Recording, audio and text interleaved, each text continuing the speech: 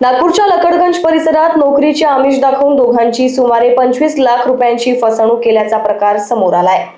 किरण हेडाव याच्यावर या प्रकरणी गुन्हा दाखल करण्यात आला आहे। आरोपीने विविध ठिकाणी नोकरी लावून देण्याचे आश्वासन देत पीडितांकडून वेळोवेळी रोख रक्कम, मोबाईल पेमेंट आणि RTGS द्वारे पैसे घेतल्याचे तपासात निष्पन्न झाले।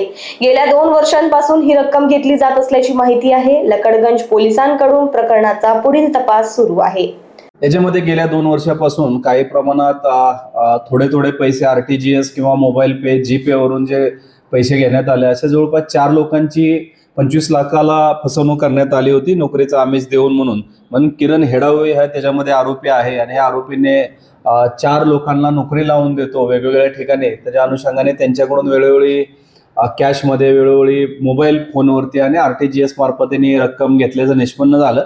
त्याच्या अनुषंगाने त्याच्यावरती आपण गुन्हा दाखल केलेला आहे। पुढील तपास आमच्या लकडगंजचे सिनियर PI करत आहे। लोकवाहिनी मीडियासाठी विशाल बंबडवार यांची रिपोर्ट, नागपूर।